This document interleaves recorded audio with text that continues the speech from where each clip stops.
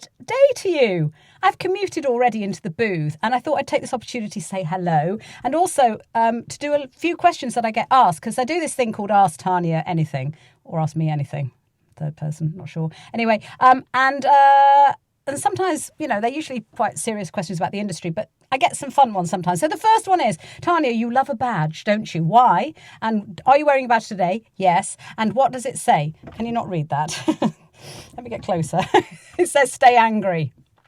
Yes, you see, once a punk, always a punk. I'm not as angry as I was in my youth, but I have my moments. And I do get very impassioned and enraged about certain things. Apathy being one of them, basically. I really don't like that. And I also don't like people who are just easily just give up. You've got to push for everything in this life, especially now. So that's the first thing. And I wear badges and I love badges, and I've got loads of them that say all different kinds of things. Some are very rude, but you have to get very close to see those. And, well, not many people get that close. And others are just obvious, like, back off, eat the rich. I don't know why I mentioned that one. Anyway, but there you go. So that's that, badges. Secondly, people ask me, you love all kinds of music. No, I don't. There are certain types of music I really can't stand. But obviously my roots are in punk. What would be the album that you would listen to more than anything if you only had one album on a desert island? It would be The Ruts, The Crack. I love that album so much. It excites me every time I hear the opening bars of any track on there. It takes me straight back to the hovel I lived in with Rainey from Discharge, and when I was managing Discharge, and the best times ever to be a teenager then. Wonderful. So there you go, The Ruts. And people have asked me, do you like to read? Yes, I do like to read, actually. I've always loved reading. Even as a child, I read very early. Yes, I know. I had a reading age of, I don't know, at least 25 by the time I was 5. No, that's not true, but I was very advanced for my age.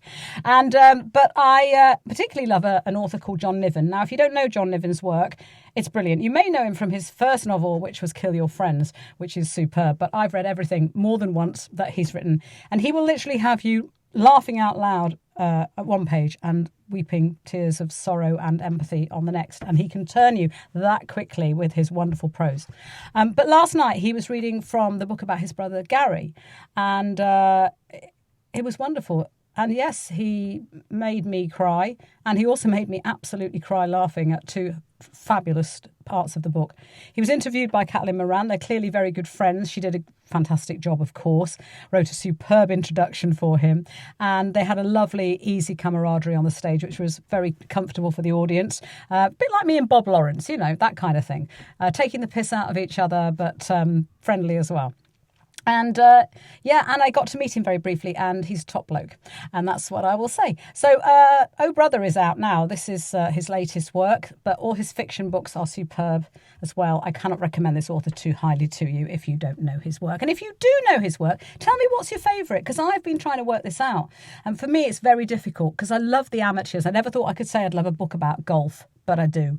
And Sunshine Cruise Company, The Second Coming, one of my all-time favourites. And, of course, Kill Your Friends, which does have a couple of very difficult scenes in it, but what a book.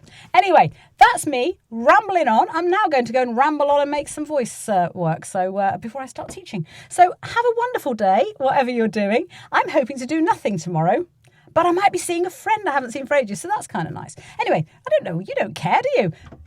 Get on with your day. I'll get on with mine, sir. Goodbye. See you soon.